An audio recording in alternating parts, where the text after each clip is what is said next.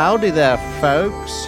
Welcome on board the Two Maesters ship to the cosmic and wonderful universe of science fiction, fantasy, and history. That's right, we do fiction and we do non-fiction.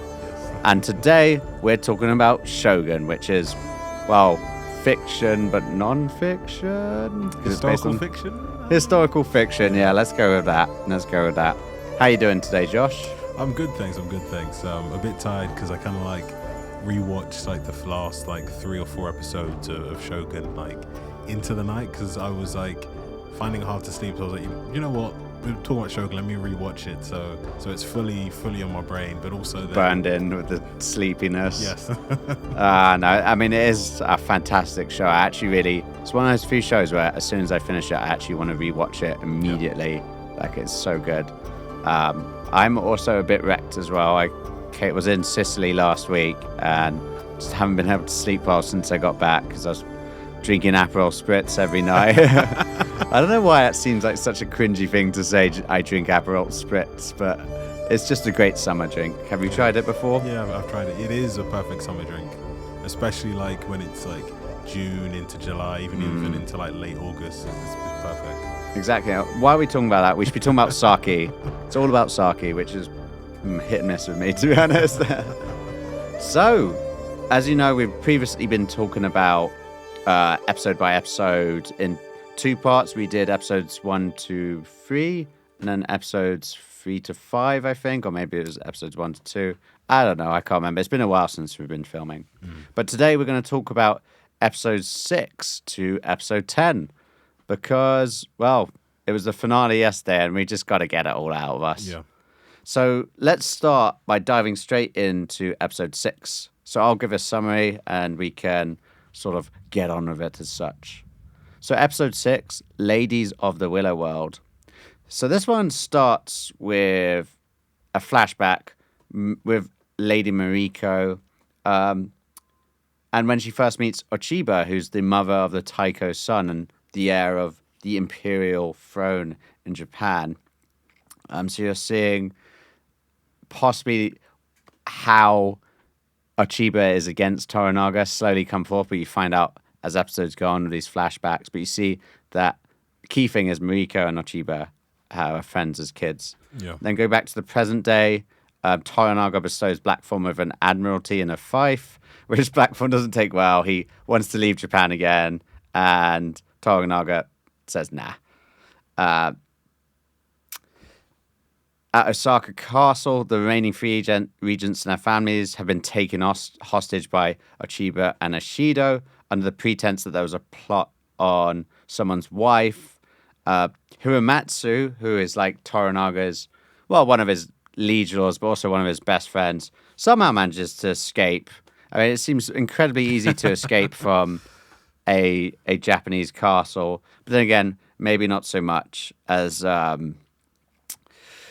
one of the members of the Regent's Council refuses to go along with some of Ishido's plans. So specifically, they're looking to fill Toranaga's seat. And they go to basically an actor to do it. I guess he's a lord as well. Yeah. But one of the other daimos called Sugiyama, he refuses to confirm that or allow it and tries to flee Osaka with his family. But Ishido has him killed. Which I think was done in the woods or something. Yeah, It's it's a classic for the show. Oh yes, you can go home. Yeah, you're free to go, and then before you know it, you're lying dead in the woods. Bandits. I know. It's all these bandits. Just bring a really armed. Just don't go through the woods. Find another way. It's kind of a comical thing I find about Shogun. The woods outside Osaka. Everyone knows that's where you go to die. So Hiromatsu gets back to where Toranaga is, which is a place called Ajiro, and informs about the situation in Osaka. Toranaga brings together a war council, and they say, we should do Crimson Sky, which sounds very cool for a name. Also sounds like a James Bond film. Yeah, it does, doesn't it? It really does. And Toranaga seems really against it. He's like, I don't want to be Shogun. They're going to kill a lot of lives. This is not good for the realm. Then he finds out about Sugiyama's death and realizes that Toranaga realizes that he's about to be impeached, so he invokes Crimson Sky on a epic cliffhanger. I mean, a lot of these episodes feel like they've got kind of cliffhanger things, but that was very badass, I've got to say. Yeah. Like, I was excited. I've got to admit, I struggled to remember some key moments from this episode because I watched it so long ago, and it's been a while since we've been back in the studio. I do find it quite funny how it seems very easy for key characters to leave Osaka Castle without dying. It seems like, I wouldn't say there's a lot of plot armor in this. Like, it does seem like people do get hurt, which we'll talk about shortly as we progress. But again, plot armor, key characters, and key people that get the plot moving seem to escape willy-nilly very easily. Anything else to say on episode 6, if we can remember? Yeah, I would say that one of the things, like, with looking into, like, Lady Mariko's past, you then also get to see that it's probably the same in many, like, nobilities across the world, that you would have, like, children grow up together, but then because of, like, their parents or any form of strife are then enemies.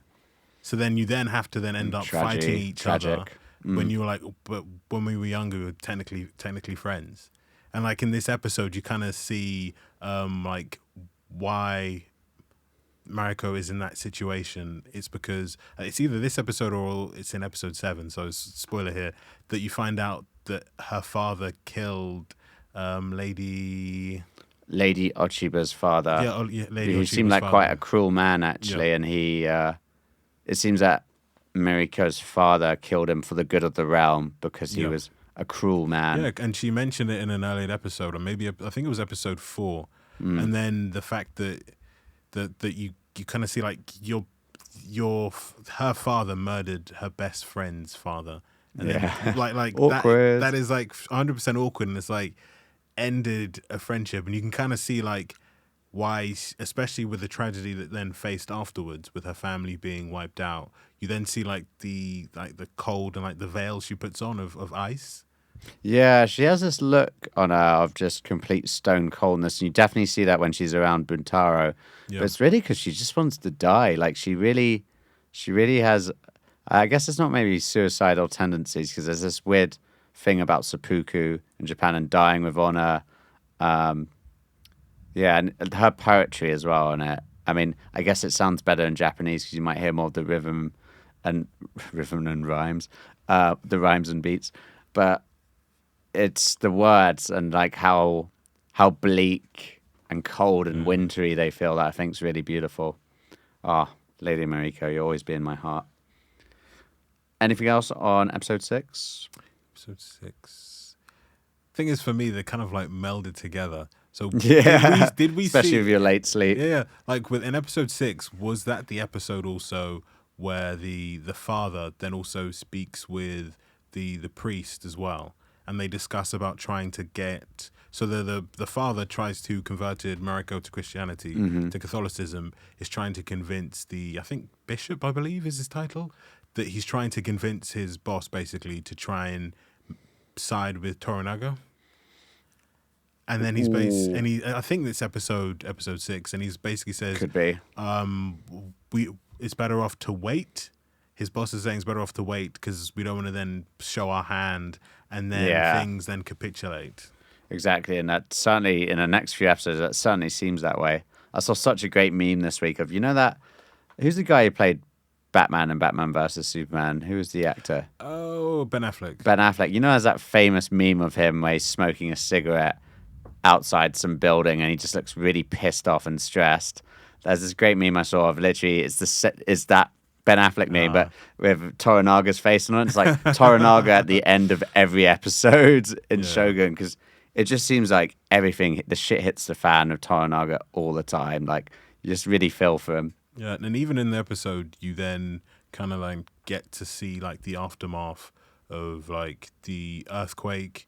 You also get the ceremony at the beginning of the episode 6, where he actually commemorates those who died in the earthquake and also the landslide. And you also realize that it also decimated his army.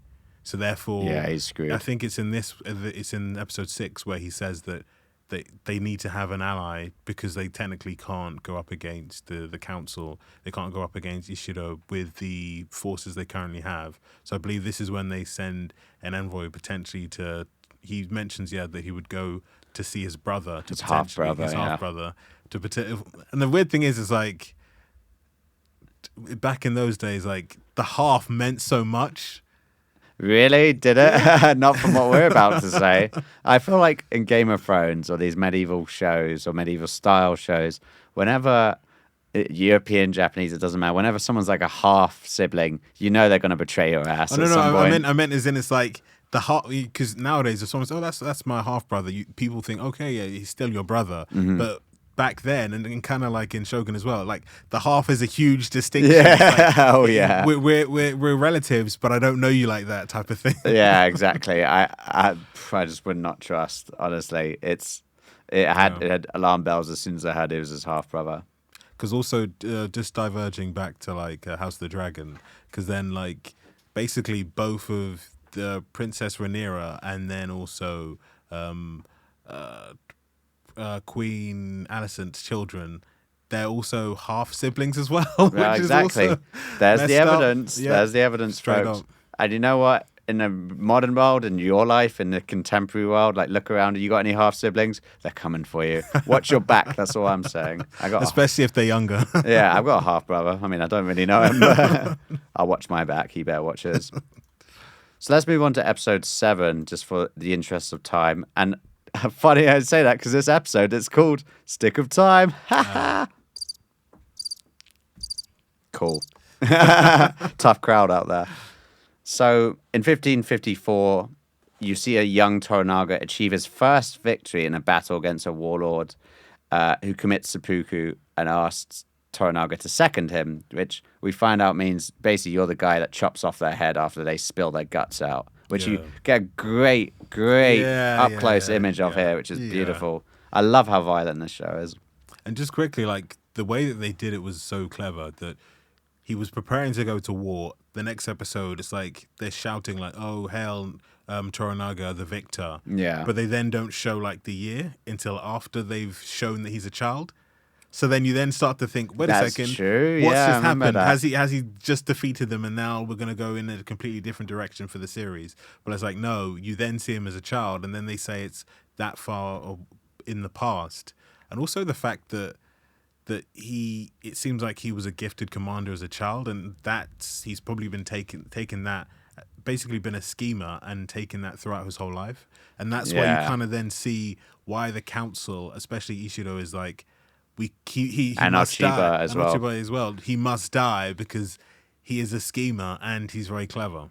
I know, and you see in the last episode he says, "I don't want to be Shogun," but you have this feeling like he's got plans within plans. And remember to talk about in Japan they have like 3 hearts. They have one that they hide away, and that's the whole thing about Toranaga. He has this one heart hidden away from everyone, and no one really knows his intentions, like even his vassals, his family. He's a slick Willy, that's for sure. He's a very cool guy. And I think part of the whole series is basically his vassals and those who work for him just maneuvering around. Yeah, trying to work out.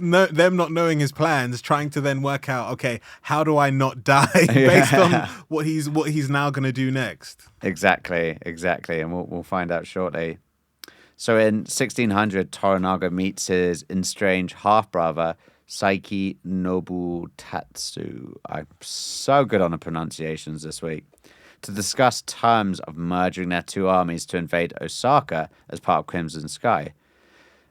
All seems to be going well until they're having some tea together, or they're drinking sake, all the older men and lords, the vassals, and Toranaga. And then his brother insults him, says he used to shit his pants when he was younger. And then there's just that dead silence. Yeah. Which was great. And like the story was about, like, I also think he might be his maternal half brother. What, on his mum's side? Yeah, because he said when our mother. Mm-hmm. So that also I think is prevalent as well, because it means they have 2 different fathers. Because I think in most cultures, especially when we surname. have like surname as well, the patriarchal society that was fully patriarchal, that he would have been technically more loyal if they had the same father. Oh, right. Okay, interesting. And then, because then they would actually be from the same house. Yeah, So same therefore, household. Yeah. if Toranaga was to die, so would his half brother, because they were the same house, but possibly because they have the same mother. It could also be that one thing that's mentioned is consorts is a thing. So they could be both from the same consort. So It was pillowed. so it could also mean that they really don't have that strong of a brotherhood or even relationship in general. And like he was saying that when he was sent to be like a hostage, he was so scared that he shit himself. And then he said he felt sorry for the horse. Yeah, I remember. Poor horsey. And then this motherfucker then reveals that he's already been offered a role as the 5th regency in place of Sugiyama by who else but Ishido and Lady Ochiba. Holy cow. And Toranaga must either surrender to the Council in Osaka or face imminent war. He also informs Toranaga's son, who I can't remember his name, that he must commit seppuku for murdering Jozen. And I was like, Toranaga's like, don't touch that. Yeah. And I think that was a really cool scene because, like, I didn't fully understand it until he said, don't touch that. Because then if he had, that means he would have accepted it and there would have had to have done it. Why? That's how the honor system works. So, and I think it's even in a lot of cultures that, for example, if the police say, it's basically like if a police gives you a summons, if you don't take it, technically they haven't summoned you. So what happens, I think, is probably the same thing there. Like if he then took it, it means that he then might have accepted the punishment and therefore would have then had to either lose his honor by not committing seppuku or potentially having to then do it to save his honor. I swear to God, I'm never opening my post ever. And I think that's why the dad was like, don't touch it at all. Yeah. And like even like earlier in the episode, you kind of saw it. I forgot what his Toranaga's old friend when he's talking to I think to Toranaga's son or Yabushige. Yabushige, when he says, "Oh, when's the last time he spoke to his brother?" and he said, "Not for a very long time." It kind of sent alarm bells for me that, oh, he hasn't spoken in a long time. This is going to go well. And it's going to look like it goes well at first, and then this is going to happen. And then I think the very clever writing is that when he was then joking around with him, you then let your guard down. Like, so he was just at the onset was just trying to just get him to be scared for a bit. But maybe that's their relationship. But it does feel like that he technically might not hate his brother, but he's like, well, there's a bit of animosity or weirdness. You're my half brother, and also you even find out like later in the episode he calls him a mongrel as well. Toranaga calls his half brother a mongrel. Oh, geez, yeah, he does. He does. So you then kind of see later on with his betrayal, because he calls him a mongrel earlier, but this was like in a closed off council. I think a closed off council. He says, "Oh, my mongrel of a brother." And then he betrays him later on. So you then see, like, they don't actually really like each other. Yeah, they just, it seems like Toranaga just only loves him. Suddenly he needs his army. Yeah, very usurious relationship. So Saiki also tells Yabushige that Yabushige's general has been killed, ending any chance of a successful play he was trying to have on both sides. So I can't remember that bit because, again, I watched this episode so long ago. But I guess did he send someone to negotiate in Osaka with Ishido after what happened to Jozen. After what Toranaga's son had done, Well, exactly. This slippery snake still like, I can still come out on top. He's such, Yabushige gets what's coming to him. I will say that. But the thing for me is like, just watching him, it's like, it isn't that it isn't like he's this loyal based off the Japanese culture, but I think John Blackthorne and others who watch it will then be able to see, okay, then his number one loyalty is to himself. Yeah. He is loyal to Toranaga, but Toranaga keeps secrets from him, and it seems as if in multiple situations he's using him, as a puppet. Or potentially that multiple situations where Toranaga is going to lose. And I think that's the issue that Yabushige has, is that Toranaga keeps on being put in position that he's going to lose, and he doesn't want to die.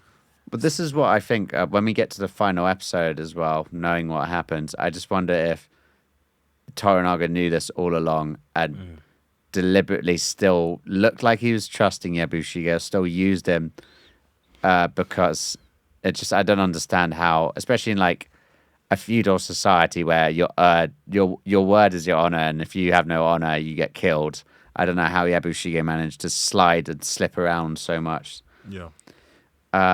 So Toranaga refuses Buntaro's request to kill Blackthorn because remember, there's a moment where he's literally lying on the ground, and Buntaro's like, "I could kill him right now."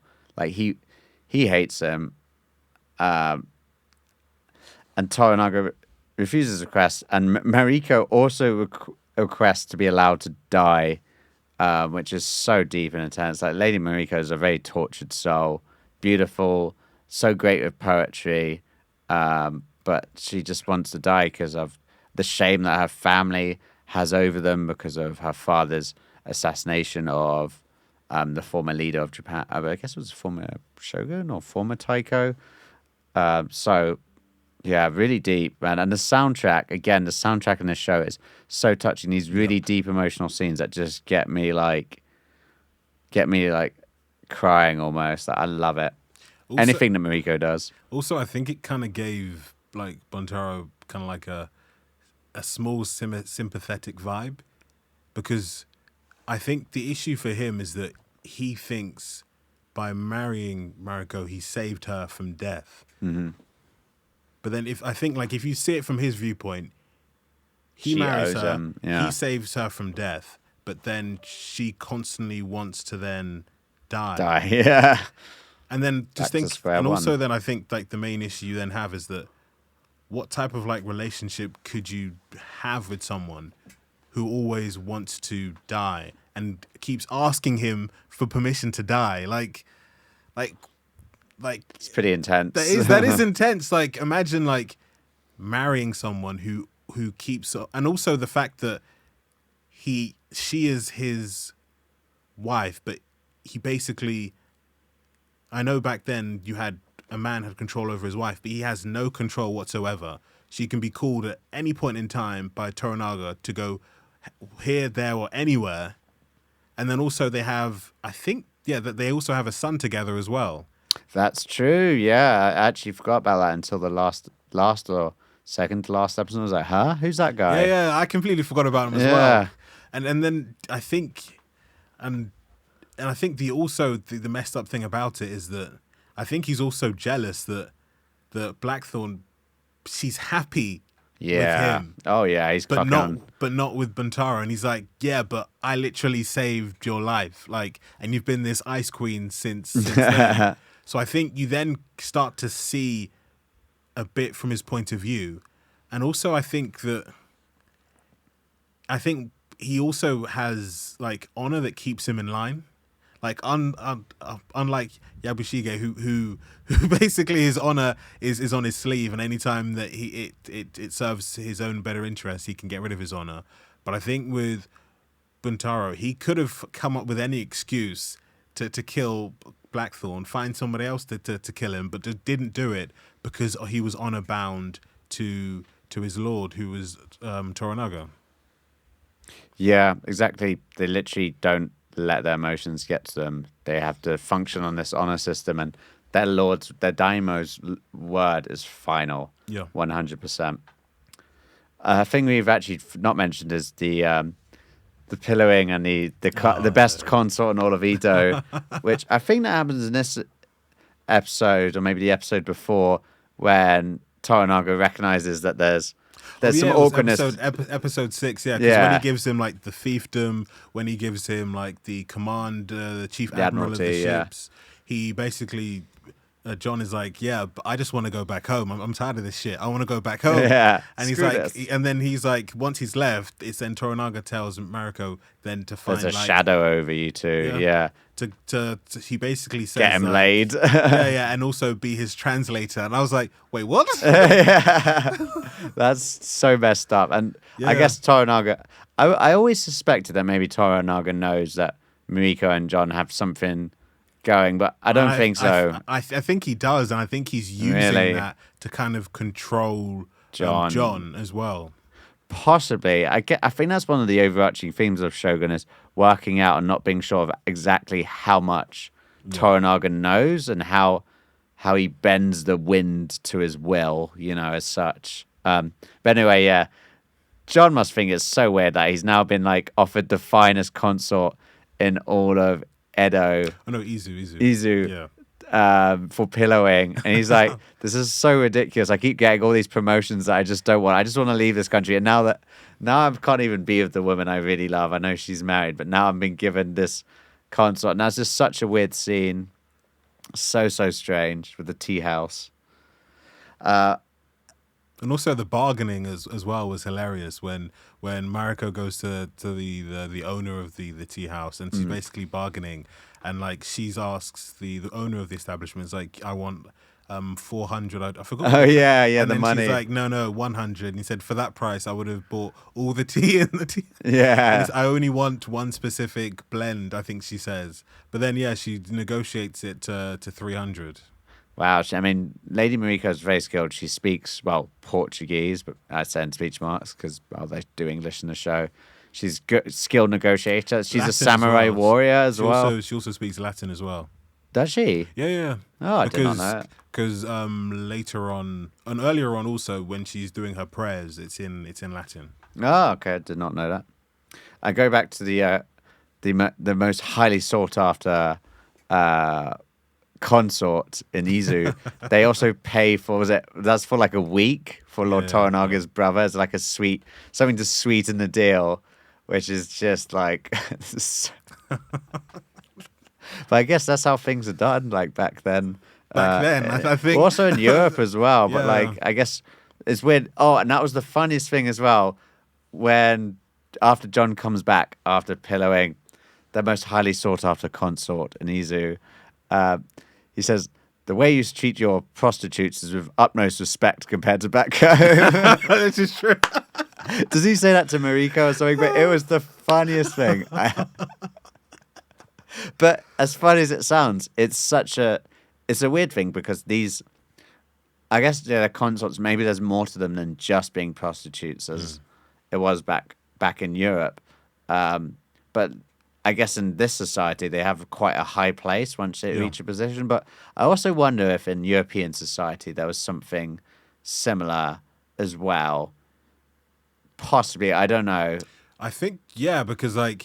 Ooh, whoops. Just broke the chair. I think so as well, because like the kings who had affairs, it wasn't just like any old woman. It would have probably been someone who was high class. Yeah, like there probably were like the a Western concubine or consort. like or mistress. Yeah, they would have. That would probably been the Western equivalent of it. Because I think Anne Boleyn was Henry the courtesan. Actually, that's probably a word for it in Europe. Because I know Anne Boleyn was Henry VIII's courtesan / mistress. Yeah. Before he got rid of Catherine of Aragon and then married her.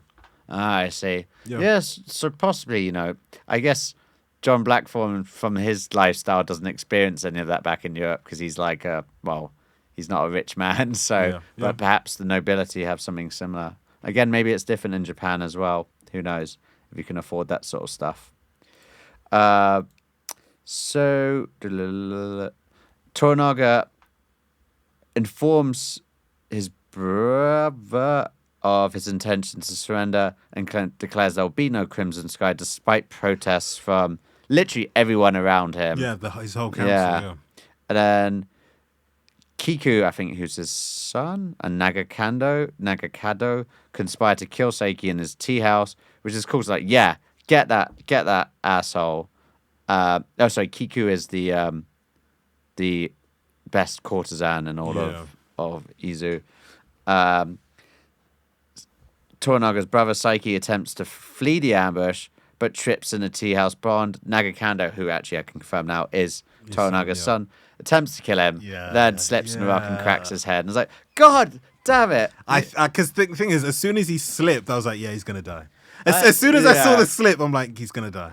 I know. It's just, I felt like every episode from episode 6 or maybe 5 onwards, whenever that earthquake is just another hit to the balls of Toranaga. And I feel it as well. It's so frustrating seeing a man of honor and integrity and such wisdom just being hit in the balls at the end of every episode. Also, you remember his statement when he's speaking to, I've forgotten what her name is. You know, the person who manages John Blackthorne's home? What's her name? Because I remember... Fuji. He telling her that, your husband and son wouldn't have died if I had been brave enough to stand up for my own father and to say that these insults that Ishido is leveling at my father is wrong. And I think in actual history, his son actually did, because I think his eldest son had to commit seppuku. And I think because he did speak out of turn. So I think what the author did, which was very clever, was that he changed that in the book so it's somebody else spoke out. But I think in real life, that for the actual real person, which is Tokugawa, I think his son did actually speak out and then had to then commit seppuku because of doing it. So okay. And that's why I kept on thinking to myself that, his eldest son's going to have to die, because in history, the actual character that Toranaga's playing, Tokugawa, his son also actually dies as well. Died. Oh, interesting. You've done your homework. Yeah, because I guess in this, Fuji is, what's his name? Hiromatsu's granddaughter. Yeah, exactly. So they've changed that around a little bit. I've also got a bit of trivia about how it's different to the book. Well, I guess the book's also not. There's actually history, the book, and then there's the movie TV show, and there's also the 1980 TV show. So yeah, God, so much bad luck for Toranaga. He must be the most unlucky daimyo out of all of them. But then I think you could kind of say like the beginning of the series was like the first maybe 5 episodes was him riding his first 4 him riding his luck, like being able to he managed to escape. Osaka, that's true. Yeah. Then also getting in his territory be the place where John Blackthorne's ship arrives. And then also the fact that he's able to then manipulate and use John Blackthorne, then being able to then escape on the ship. Because first they had to escape the actual castle where he then pretended to be a woman. And then he had to escape the port with the support of like the black ship. So it kind of feels like the whole beginning part of the series, he was riding his luck. And also the fact that the earthquake part where there's an earthquake and he could have almost been buried dies. alive. Yeah. So like the first 5 episodes, he rided his luck, and then it seems like luck was like, well, karma's a bitch. Exactly. What goes around comes around. He was too lucky. Okay, so moving on to episode 8, which has the nice cheery name of The Abyss of Life. Oh, sorry, just quickly go back to 7. You said the stick of time? Yeah. Because remember the person in charge of the tea house also goes to ask Toranaga and basically said, for your brother booking Iku? Basically to get the... Yeah.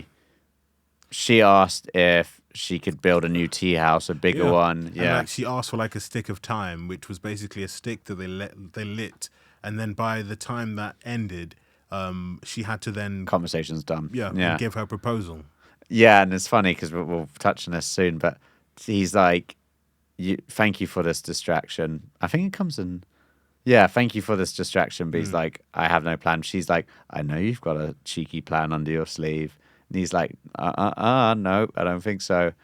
And later on, I think it's in a later episode, when he does grant them the new tea house, but then the church, he also grants the land, and the priest, Father Martin goes, it's like, this land's been granted us, and they can see, what's those courtesans doing over there? Like, they're looking for a new tea house to build. And I was like, of course. Yes. When is a gift not a gift?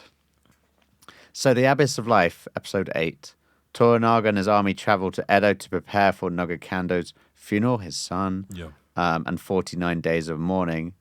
Ishido proposes marriage to Ochiba to strengthen their alliance, which Ochiba seems a bit reluctant to be fair.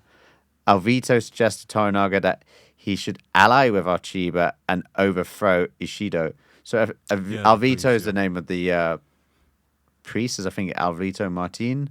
Should ally with Ochiba and overthrow Ishido, but Toranaga tells the priest to inform Ishido that he will formally surrender. So this is when I can see that Toranaga's playing game, because he's got this weird cough.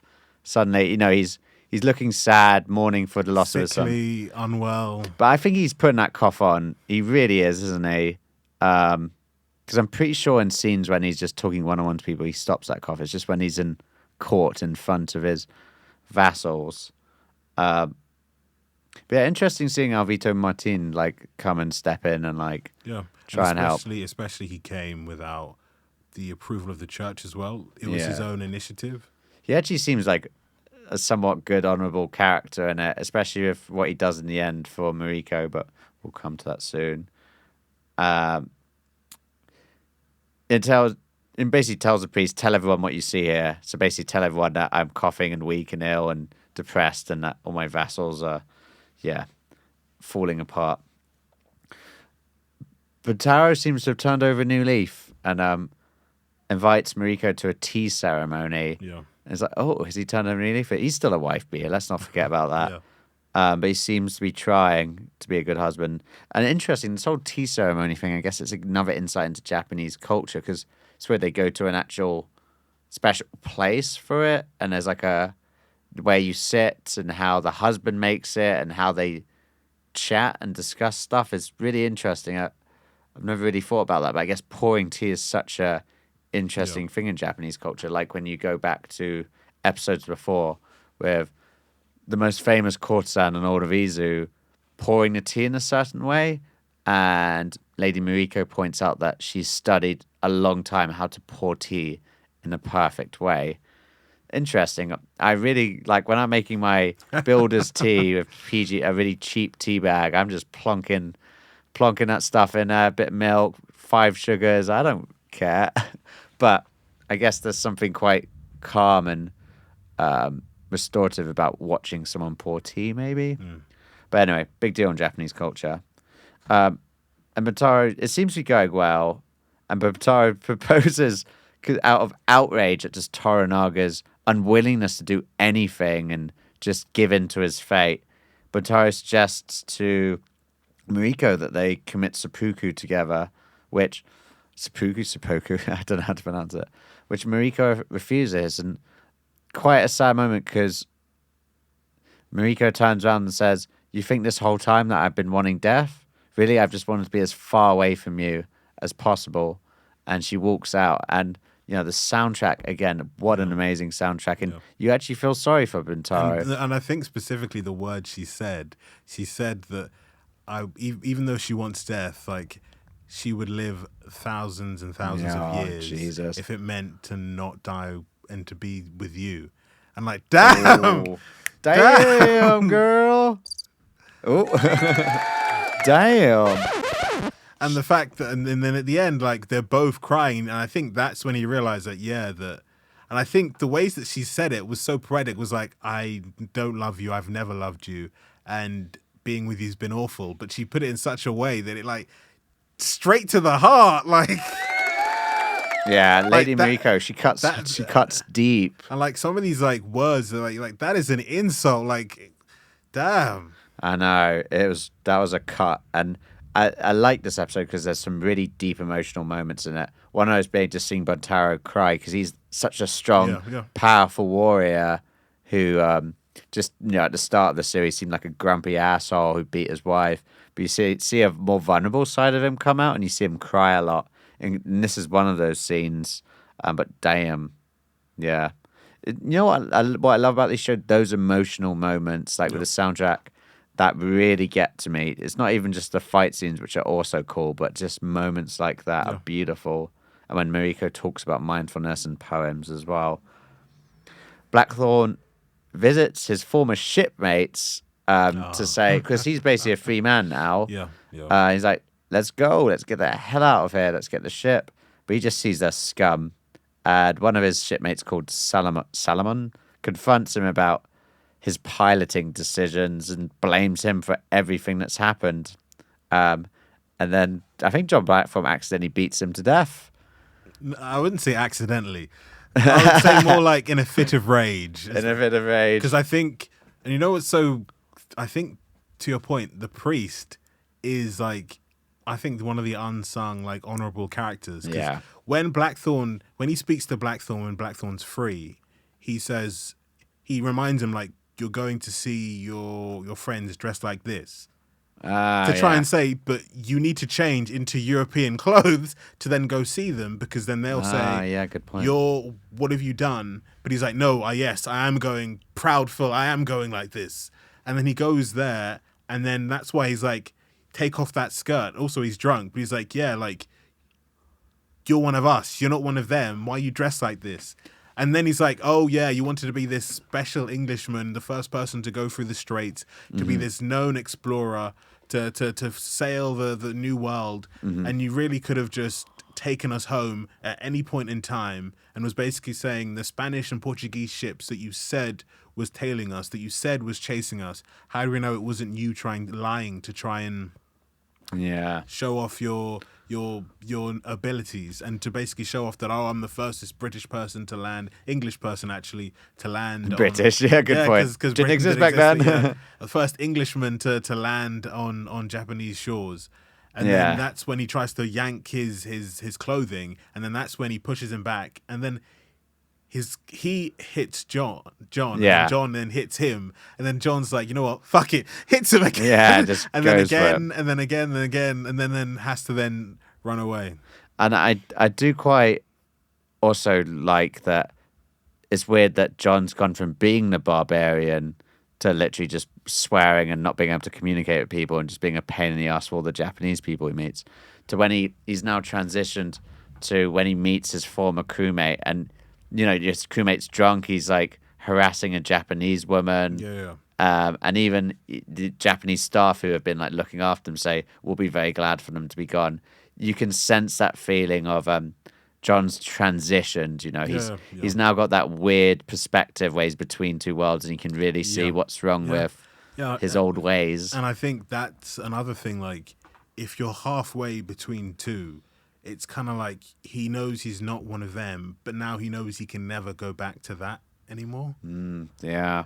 And I think that's the sad thing. And I think that also caused the violence as well, was that he now realizes, I'm not one of them. So what is there, apart from his wife and child that he mentioned in an earlier episode to go back to? He's like, he's been striving, and I think also he's been striving to get back to his crew for like the whole episode 1 to episode 8, trying to get back to his crew. And he's like, this is it. Like, I think he would have even preferred that they were in prison or dead than to see them that they're just drunkards now. And she said, proper sailors.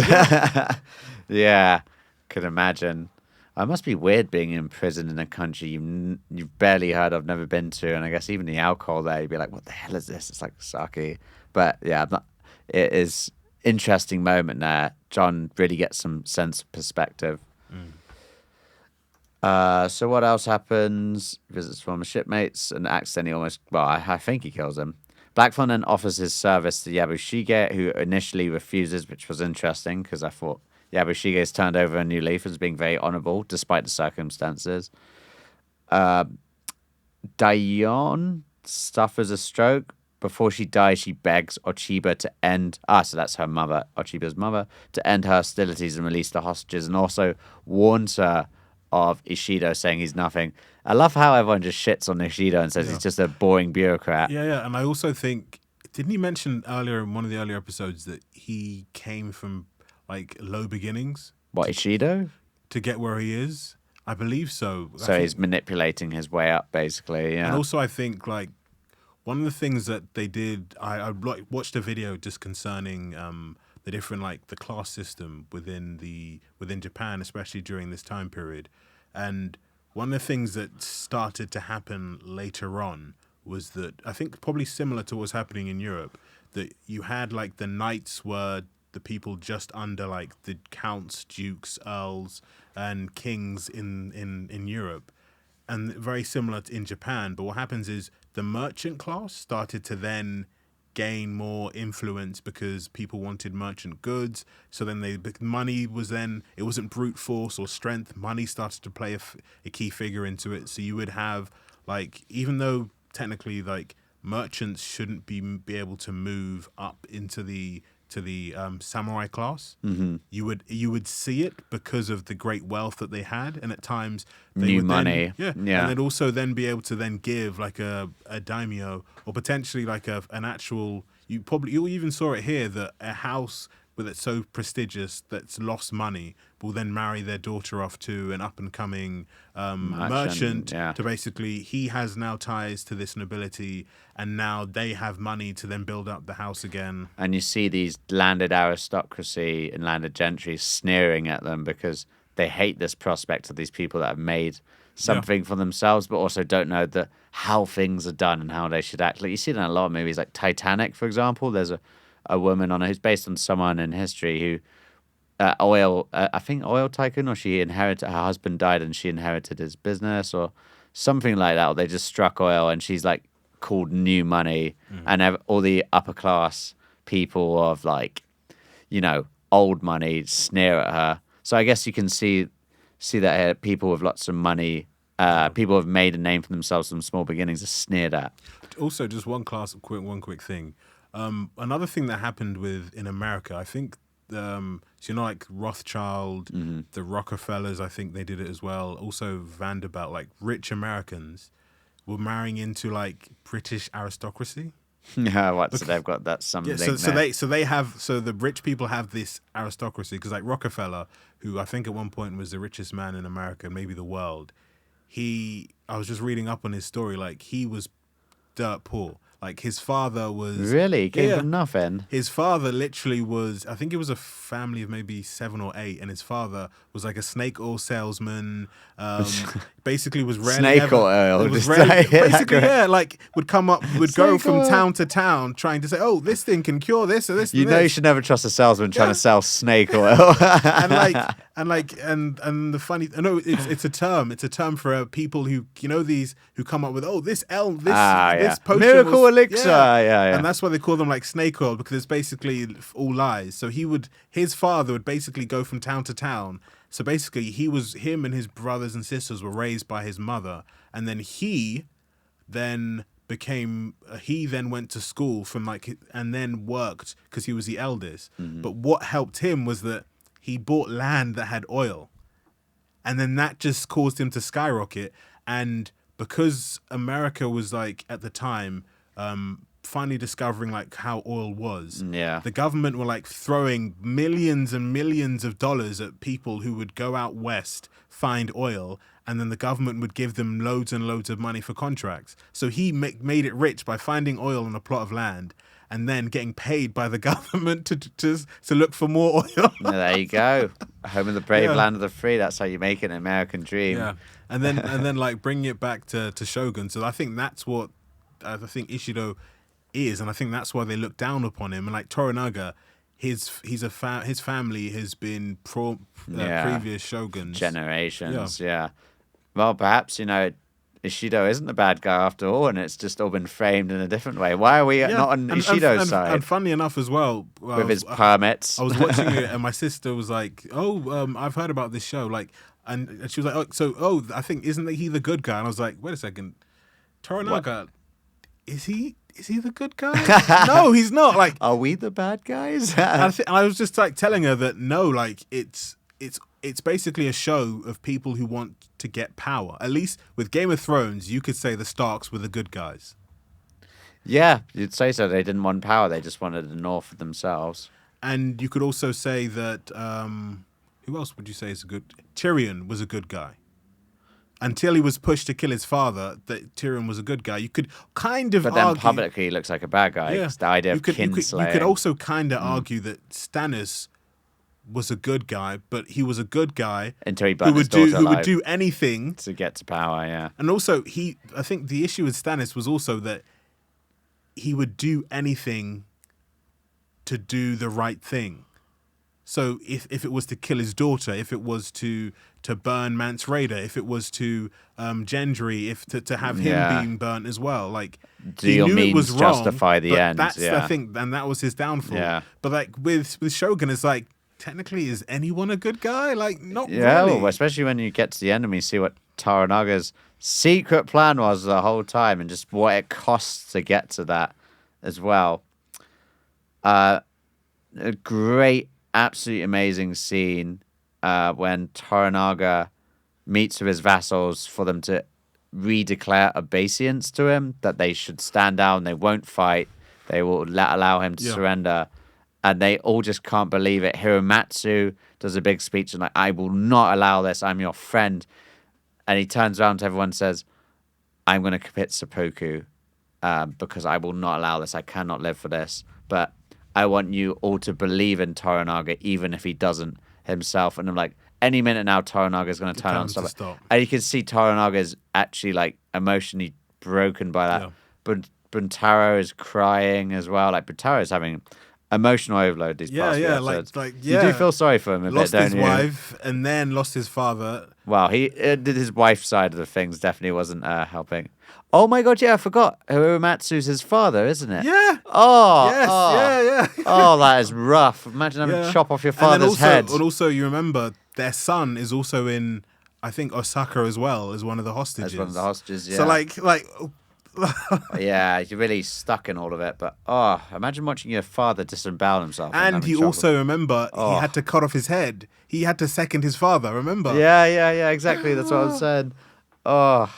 Yeah. But yeah, great scene. Again, the soundtrack to it, the tension in that scene, like just the way they build tension in Shogun, but also have the beauty and the sorrow and the like sadness of scenes, like things in Mariko, scenes like this of such like drama and oh my god, I just couldn't believe it. It's so beautifully done. I will be rewatching Shogun very shortly because I have to admit this. Even if maybe you're not interested in Japanese culture, just watching the show for its production value is where I think it really shines. Like, it deserves the 99% that Rotten Tomatoes gave it when it first started. Yeah, and funny enough, you can kind of see like a seppuku like once. There's at least one every episode. Yeah, there is. It's like we gave you one at the beginning in episode 1 or 2, but no, from now on we're gonna have one at least every episode. Yeah, that's so funny because I said to a friend that more people die in a show from seppuku than you actually see fighting each other. Yeah. Roughly, like it's just so many, it's nuts. And I think also the thing that was sad was that I've forgotten his name, but his friend was like, he was the person who was there at his first battle where he defeated the you're general. right. So basically, he's been his friend for almost 40, heading to 50 years. Yeah. And the fact and also I think what happened was that Hiromatsu basically helped to train him to be the man he is in the show at that point in time. Yeah, pretty much as like a lord. A liege lord, but raising him as from a child warrior, child commander onwards. And I really find it interesting because usually you don't see much emotion from Toranaga apart from like interest. But in this one, you actually see, he keeps his heart hidden away quite deep. But in this moment, you actually see him like really like struggling to hold it together. Imagine just watching that from your best friend, like. What an amazingly done scene. Like, wow. And then Toranaga meets with Mariko behind closed doors where they have some poetry competition, but Mariko just owns him because she's just amazing at everything. And Toranaga... isn't that when Toranaga says, sorry to cut in, but he says that your father wished... Yeah. Exactly. This is where Toranaga reveals that Hiromatsu commits suicide to make Toranaga's enemies believe that his defeat was real. So I guess Hiromatsu was actually in on it. Yeah. I guess. Yeah. But holy cow! I mean, if my mate asked me to commit suicide to help him with a plan, like, yeah, sure. But I guess this is a different time. If your liege lord asked you to do it. But then also, technically, if he was said, Morgan, the plan, if this works, will make bring peace to Japan, and will bring peace to England, and I will become de facto dictator of England and of the United Kingdom, and I'll set your family straight for life. Then you'd think, well, can I just see it happen first and then I'll kill myself? Yeah, because like anything could go wrong. A bloody another earthquake could just come and sweep you off your feet, and then my death was for nothing. And Yabushige turns around to Blackthorn and accepts his services, so it seems like they've become buddies, even though somehow Blackthorn has forgotten that Yabushige literally boiled one of his sailor crewmen in a big pot at the beginning. But I guess Blackthorn has learned to adapt, and especially seeing how his fellow crewmen are now, he's probably like, okay, fine, screw it, let's go with Yabushige. And then Toranaga asks Mariko to travel on his behalf to Osaka, which she accepts.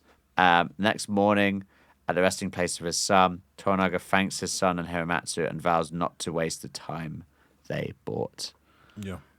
Quite touching, seeing him honor his son that way, because he wasn't even at his son's funeral because he's playing this whole fake I'm ill thing, I'm depressed thing. Yeah. He's a cunning man, I will say that. So, episode 9, which is actually titled Crimson Sky, which I wish I didn't see before I started the episode. It's like, oh, this must be the Crimson Sky then. But it's not what we thought it was. Yeah. Blackthorn, Mariko, and Yabushige arrive in Osaka to surrender to Ishido on Toranaga's behalf. Yabushige requests that Ishido spare his life in exchange for his servitude, but is denied. And I was like, yes! Asshole!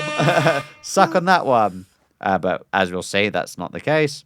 Mariko demands to leave the city of Toranaga's family at his request, but during basically, the whole point of Mariko is she wants to prove to all the hostages that they can't leave Osaka. And by them seeing that, they would then turn against Ishido. But they know that already. I don't understand how this works. I think it's kind of like in law. It's like, I think you just take it like a law argument. So basically what she's trying to prove is that they are actually hostages, but they technically, Ishido cannot take them hostage because they are a council. Yeah. And if there are a council, technically people should be equal within the council, and therefore hostages shouldn't be needed. Mm-hmm. And even though it's something that's common knowledge, it's now being tested kind of like in a court of law. Well, shown and that she is now trying to show empirically that they are hostages. Yeah, and we'll actually talk about the scene shortly. Even before that, when they meet with Ishido and have the actual court and stuff, she has a touching moment with Lady Achiba. Lady Achiba's like, oh yeah, we were little girls together, and like, hi girlfriend. And then Mariko gives she's like, Achiba's like, she did great poems, and Mariko gives like a poem like, a leafless branch blowing in the breeze.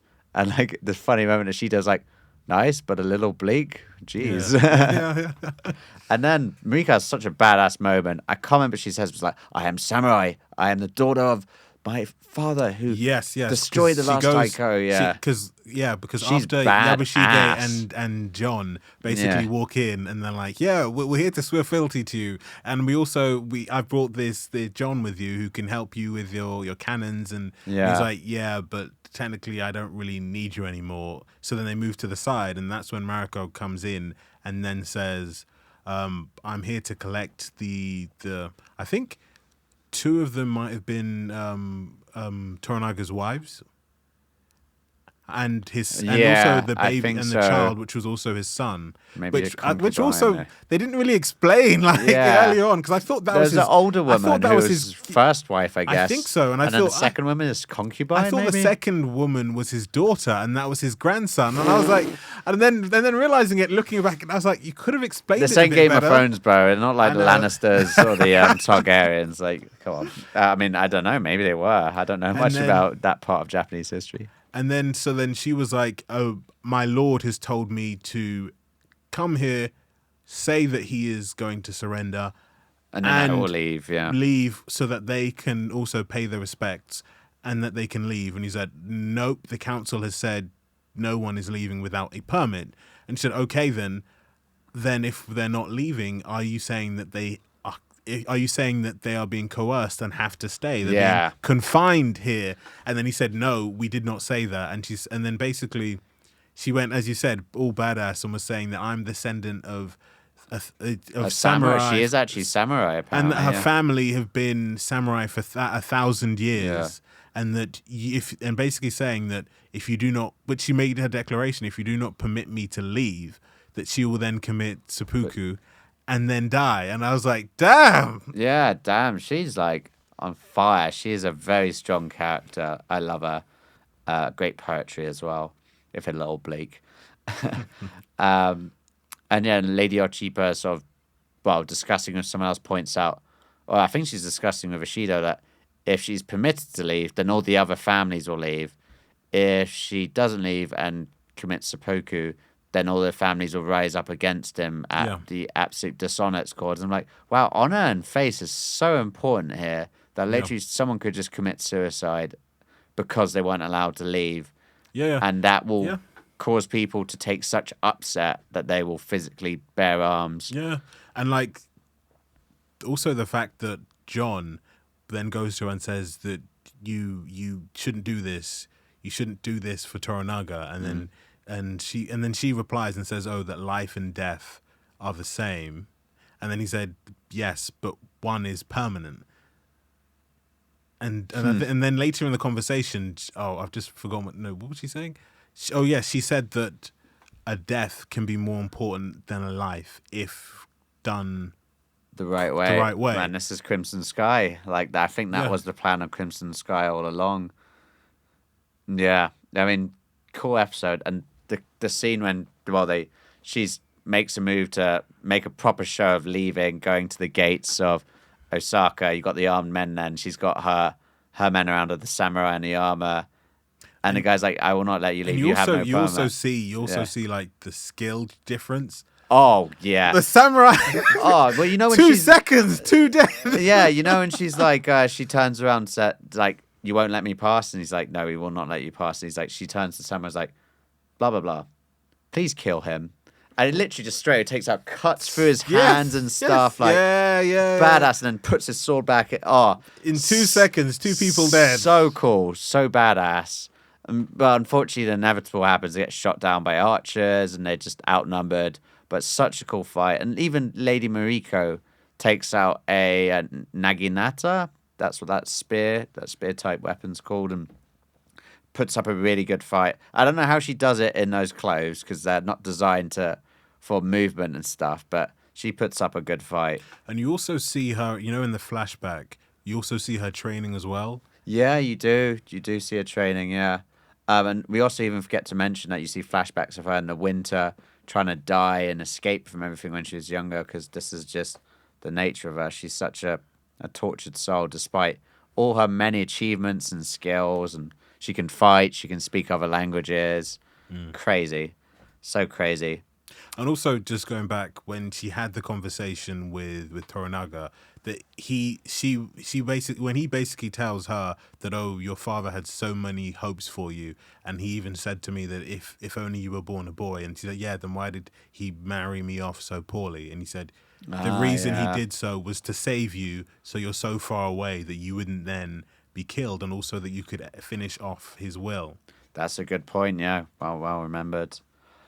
So not after that confrontation, obviously, it just didn't happen. They weren't allowed because she didn't have a permit. I love the way they talk about permits, and it's so bureaucratic.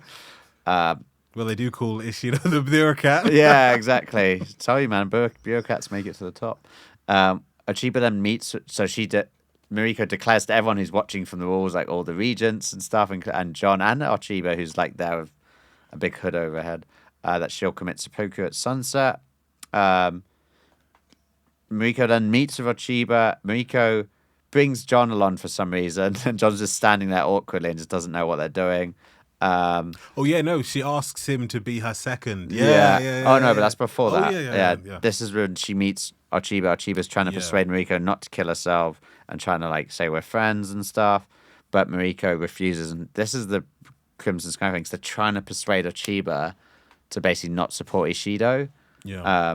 Even though she thinks Toranaga had a role to play in her husband or father's death or something. Yeah, father's death. This is it. It's like the guilt, the emotional sort of manipulation in a way. So then Mariko's preparing to commit seppuku, which is just nuts because I'm like, damn it, if Hiramatsu did it last episode, she's she's definitely gonna do it here. Like, there's no way. Like, you would almost think like when something like this happens, someone's gonna come save them at the last minute. Because I saw Hiramatsu do it, I'm like, she's really gonna do it. Oh my god! And like John's just he's grown from the dirty long-haired barbarian who didn't know how to like talk to people properly. He's speaking a bit Japanese, and he says, "I will second you."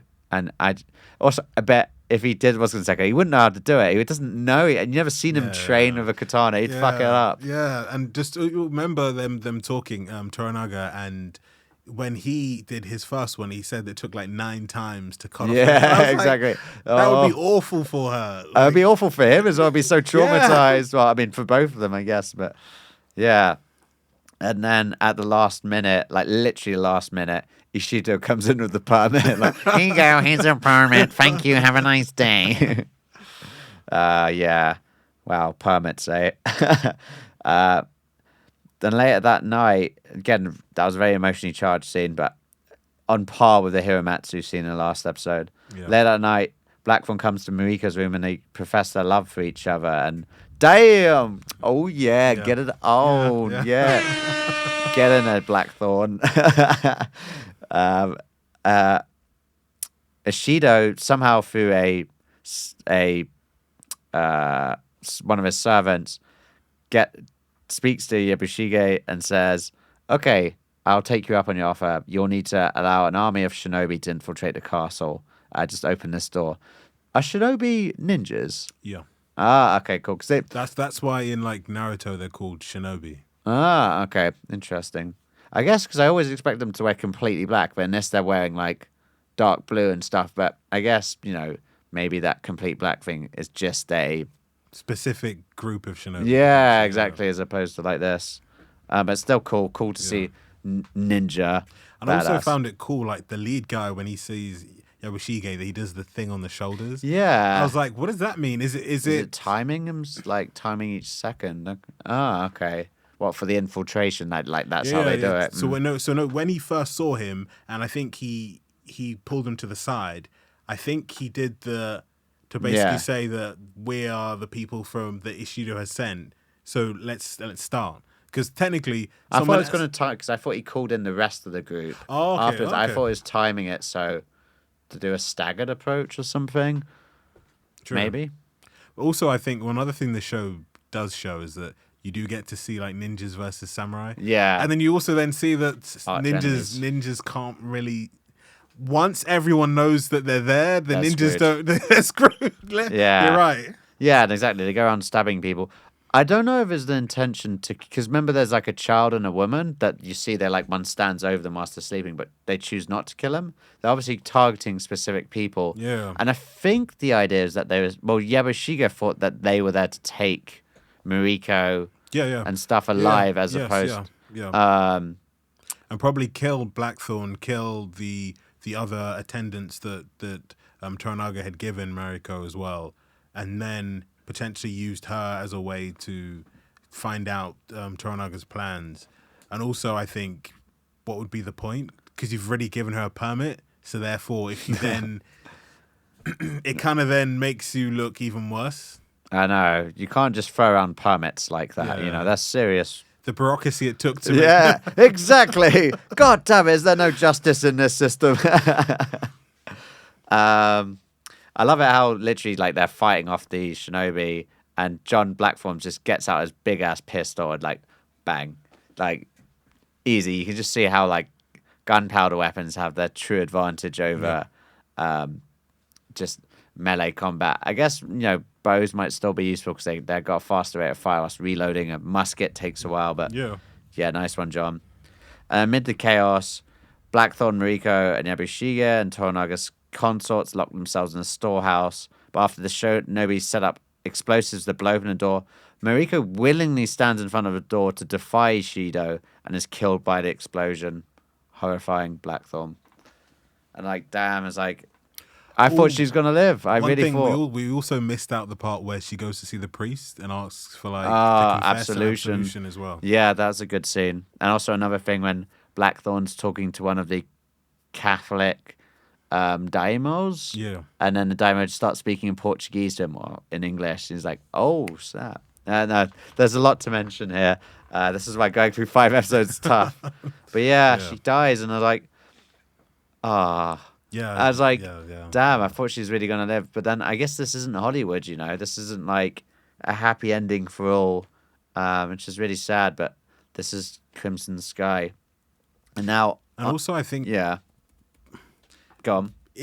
I think another thing is that if she really wanted to die, then wouldn't it be more cruel to then live but then be disfigured from Wow. the explosion? I don't know, but the thing is, though, is no one else was. Well, we'll see in episode 10. No one else was.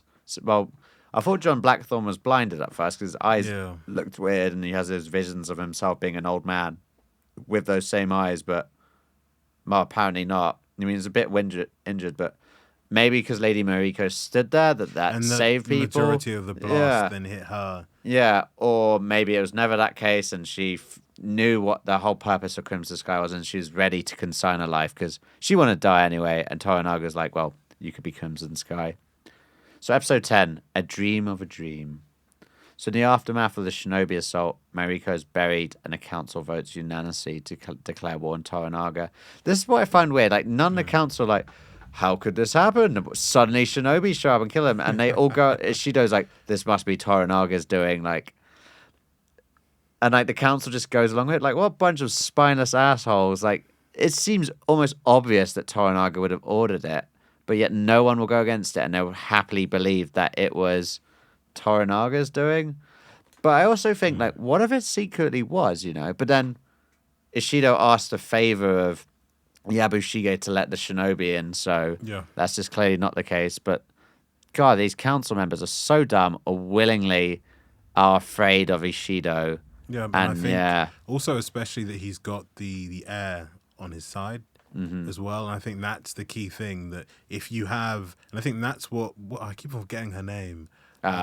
Lady Ochiba. I think that's the key role that, you know, in certain cultures, we don't really have it in like Western Europe, but I know in Asia, in Africa, and also some parts of Eastern Europe, they have the title Queen Mother. Right, yeah. And then until the king or queen comes of age, the Queen Mother has a that big huge role, role in the court. So I think that's what they were like. Well, the Like emperor's Cersei, the emperor's mother is basically supporting him. So we technically can't go against him, because then we're going against the actual the heir. So we would then also be killed for treason. Exactly, and that's what we'll reveal a bit further into episode 10. Blackthorn leaves Osaka with Yabushige and Toranaga's consorts after being escorted through the woods with Alvito, the Portuguese priest, and The same old words. yeah, the same old woods, and even Blackthorn's clocked onto it and is like, in these woods, sir, yeah, you're gonna just let me go? And he's like, yeah, I will just let you go. And it's really strange because you finally find out in a quite emotional moment as it just starts raining that the Alvito says that she asked me to promise one thing before she died, and that was to spare you. Otherwise, those Catholic daimos would have had you killed in those woods, etc. And it's just like, wow. And I actually think that Alvito guy is one of the most honorable, likable characters in it. Like, he translates properly. He promises to translate properly for Blackthorn at the beginning, and then he even sticks to his word to Lady to Mariko. So pretty crazy. Upon a landing in Anjiro, Blackthorn and Yabushige discover that the Erasmus has been destroyed, and Yabushige is arrested while Toranaga's men hunt down suspected traitors in the town who destroyed the ship. Yeah. They're also like punishing the town and stuff. So it seems pretty dark, actually, that like Toranaga's gone to a dark level. After confessing to ordering the shinobi assault, Yabushige is ordered by Toranaga to commit seppuku in a very polite way. It's like, please kill yourself by this time. It's like, interesting. But he has to do it. And I'm surprised that he will follow through with it, not try and run away. He's such a dishonorable man. I think there must be like a punishment that if the person does try to, that they will then do to them. But then he's Like something but he's worse? obsessed with death. He's like, please give me like an amazing death. Like, let me be eaten by carnivorous fishes. Let me. True. He Yeah. And really he has wants his us book. an Yeah, epic his death. book. Yeah, exactly. Which is also weird, like the fact he's got a book of like, oh, this rate's higher than this. Best deaths. Yeah, exactly. He's a strange guy, Yabusuge, to say the least. Or the fact, I think he kind of, either he was play acting or when after Mariko died, he started to act crazy because he was like, oh, there's a catfish in the pond. Yeah, that was strange. That with Ishido comes to talk to him, and then Yabushige is like talking about catfish in the pond. I think he's either, as you say, play acting, or he's had a bit of a mental breakdown because he didn't want Mariko to die or expect her to die. So yeah, that was a weird scene actually. I swear there's catfish in there. It's like, dude, there's never been catfish in this pond. Yeah, weird guy. Fuji tells Black Fuji, she's so cute, and touching scene where her and Blackthorn just sitting there as they were with Mariko earlier on, just the three of them staring out onto the garden. But there's that touching moment where Jon Snow, oh god damn it, tongue twister, eh? John Blackthorn looks to the right of him and sees that Mariko's not there, and he's like, no translator now. But yeah, he's got enough Japanese to get by. But God, you just feel that longing and that sort of that bleakness that was in Mariko's poems and stuff. And I think the last episode, I think it's kind of like at the end of like Lord of the Rings, Return of the King, that after they defeat Sauron and they destroy the ring and then the eagles collect them, they could have just ended the film there. But they then went to, this point where the conclusion has taken place and then those who are left behind then like converse and then talk about like, where do we go from here? And I think that's what kind of like episode 10 was kind of like, that those who are left in, which they called a game, which was funny enough, Game of Thrones, and also the games and the politic games that you have in Shogun, that those who were left were then sitting down and just reminiscing of like how many people potentially they have lost in this whole series. Yeah, sort of gathering, taking stock of what's going on, and you really feel that, and it's just so sad, but kind of so well done, man. I like this last episode. Fuji also tells Blackthorn she'll become a nun. He's like, no, I forbid you, but obviously not in a super serious way. The next day, Blackthorn meets Toranaga. That scene was really good. Yeah, who denies his plea to spare Ejiro of his wrath. Who is Ejiro again? I think that's the village. Yeah, the village. Because what happens is that he basically says that hunting down and punishes the village and stuff. And that he basically said it was part of Mariko's plan to destroy the ship, to then say the ship must be destroyed. John thinks it was Mariko, to save him. Yeah. And then he's like, you shouldn't do this. And then he's like, no. And he says, kill me now. And he says, no. And then that's when he goes on his tirade and he's like, I used you, you little shit. Yeah. I used you. Are you done now? Like, And then says in like in Japanese, enemy. And then remember, he's like, he then takes out to do it, and the fact is, Toranaga stops him because he actually did dig it in, and I was like, he's actually gonna do it, yeah. Yeah, that was a powerful scene, just screaming at Toranaga. Pretty crazy. But Toranaga stops and tells him, so rebuild your ship, build me a fleet of ships, and John just goes along with it and starts like getting a bunch of people together to heave the Erasmus, what remains of the Erasmus, out of the water. And then Buntaro comes along and then helps out. Yeah, helps him out. And it's like, oh, well. So suddenly, does Buntaro, I assume he knows that Mariko, actually, everyone knows Mariko's dead, but suddenly, as soon as Mariko's dead, Buntaro's like suddenly okay with him. Bit of a weird, like, sudden character change. If there was more episodes in the series, I would have liked to see that progression happen longer over time. It's a bit like suddenly him and Buntaro on good levels now. I think it's not good levels. I think it's his honor coming back that, well, he's doing it to serve Toranaga.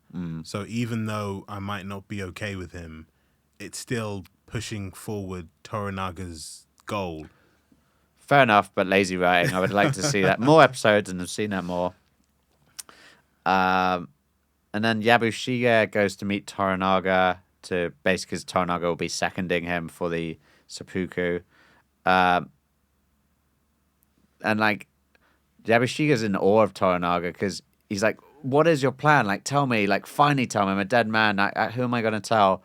And Toranaga sort of tells him, but he basically admits that he actually destroyed the Erasmus. Yeah. He burned that ship to ensure John stayed. And Yabushige is in such awe of him. He's like, "Tell me, my and lord, also tells him that Crimson Sky has been done. Because he thinks, so are you now going to do it? He said, no, it's already been done. And I sent a woman to die for me. Yeah, Mariko. And like Yabushige's in awe and's like, "Tell me, Lord, how do you bend the wind to your will?" And Toranaga says, "I don't. I merely watch it." And I'm like, "Oh, well, what does that mean?" Oh, no, he says, I study it. I study it, yeah. And then I think that the end line that he says before he cuts off like his head, which is like, he's like, "Oh, tell me your plan." And he says, "What is the future to a dead man?" I was like, damn. Yeah, Toranaga. That's like ultimate revenge. And also the fact that he, I think Yabushige actually enables us to see who Toranaga actually is at the end.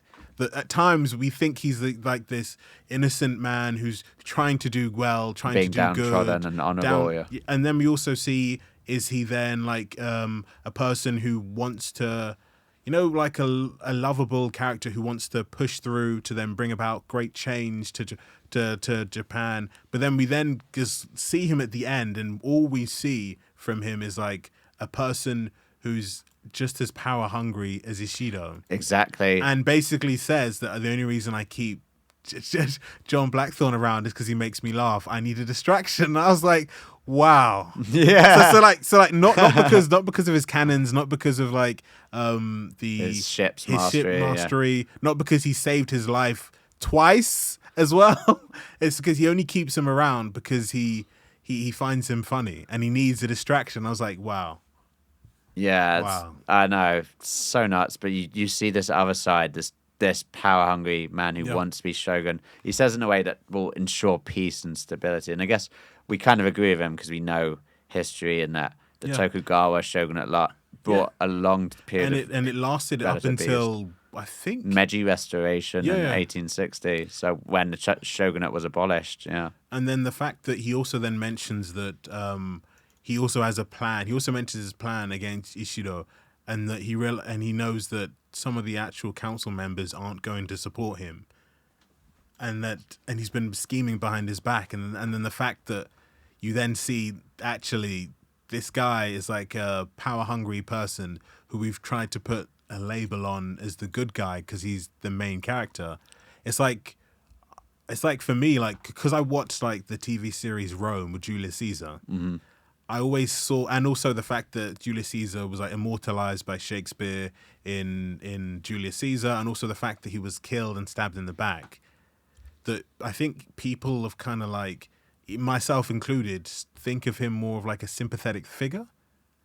But then if you then think about like historically, if you just look at the deeds he's done, you then realize actually this is not a nice man. Yeah. So technically, I think the issue is that he did nice things, but to get to his position, he kind of did things that were wrong. Like, for example, he basically invaded and destroyed Gauls and also Belgian tribes as well, and basically rampaged, massacred and pillaged the area, and extinguished called whole it cultures. A conquest. And then, but what he did do that people give him credit for was that, one, he brought in like reforms, so like providing land for those who didn't have it, so the poorest in society could then gain land. He also wanted to encourage in the Romanization of like southern Gaul, which was North Italy at the time. So but I think that's the same thing with all these great men, whether it's Julius Caesar, Napoleon, Alexander the Great.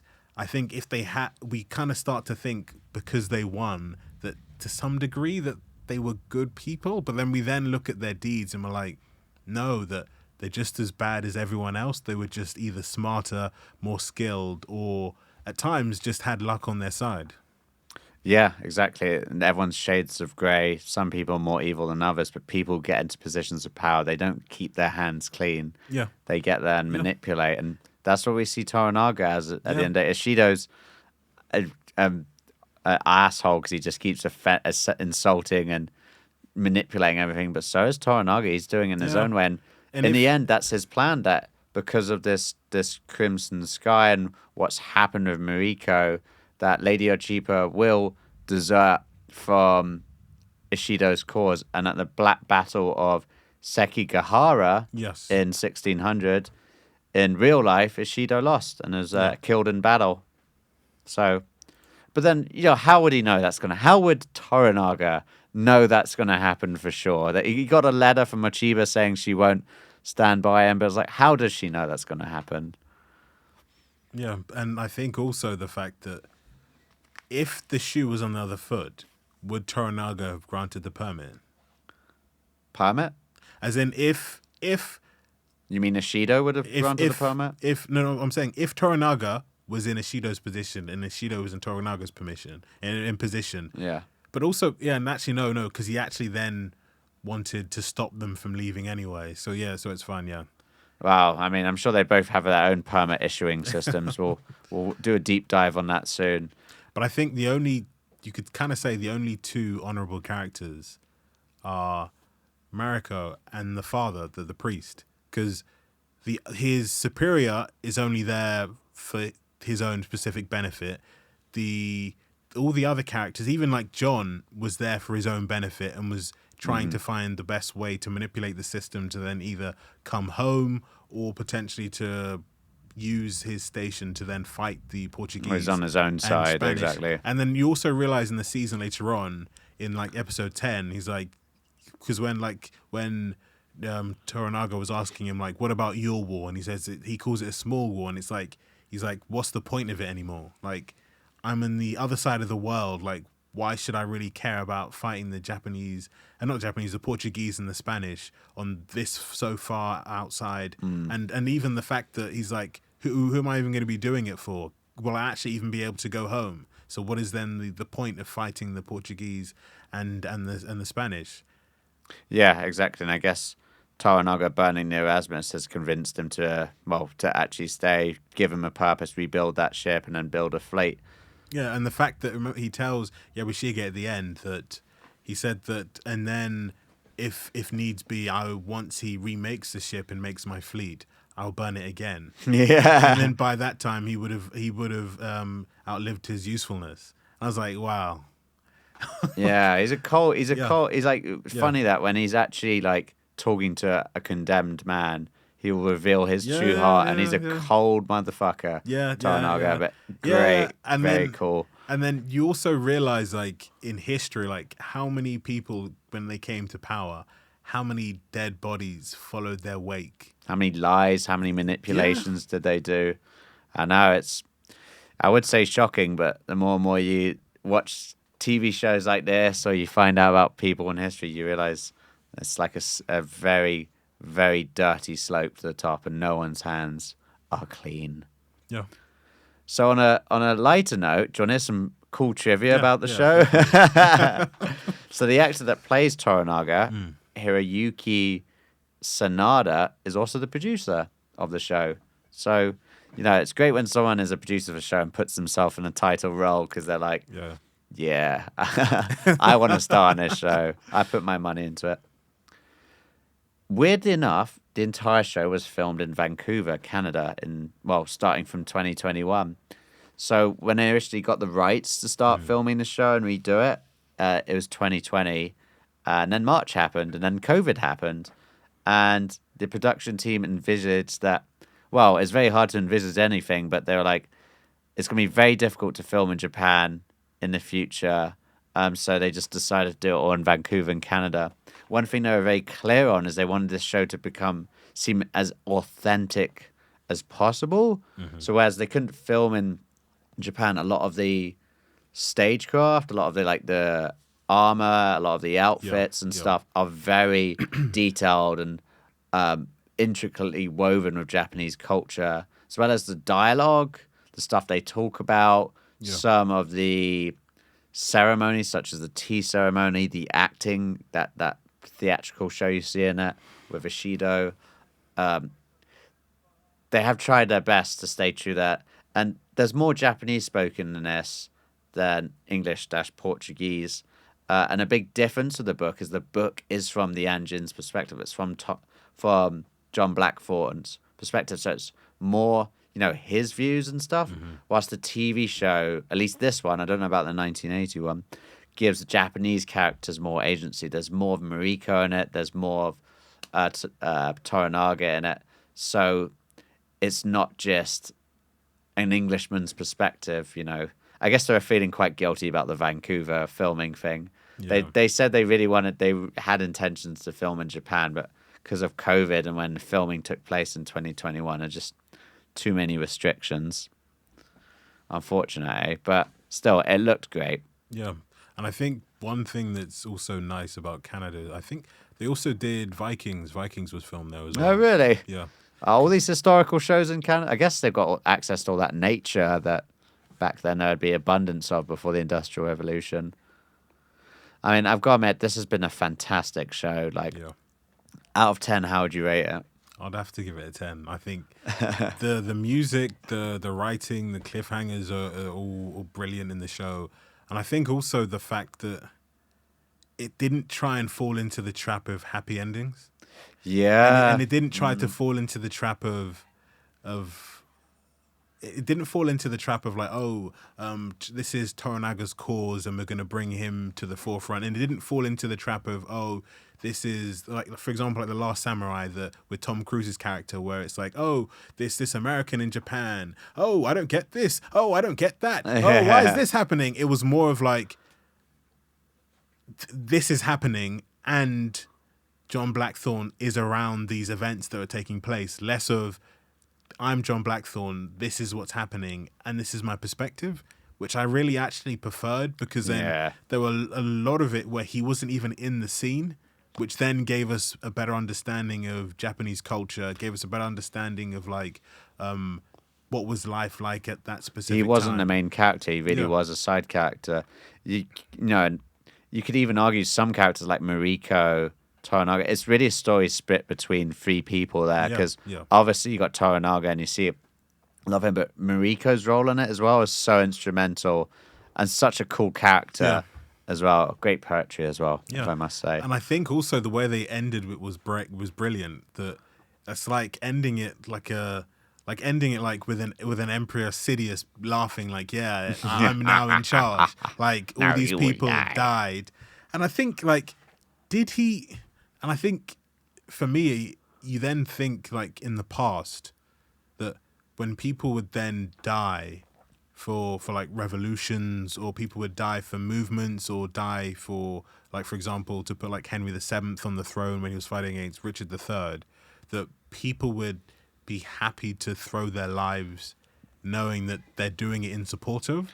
But it's like, it's really hard for us at this moment in time to think like that. But then you then think about like, but for majority of like human history, humans thought like that we're willing to throw our lives away to support this cause or this person or this belief system. And there are probably millions or maybe billions that still feel the same way. But it's like currently now, like in Western society, we're like, hell no, like I'm not willing to die. We barely have patriotism in the UK anymore. Like, well, I guess there is still some, but not nearly as much as, say, World War One. People at the outbreak of World War One, people were cheering in the streets, like, "Whoa, we're going to war!" Like, "God save the United Kingdom," stuff like that. Now it's a far cry from that. But I guess if another big World War does outbreak, I wonder what the spirit would be in those times, because people kind of cluster together. But I see what you mean, that a lot of honor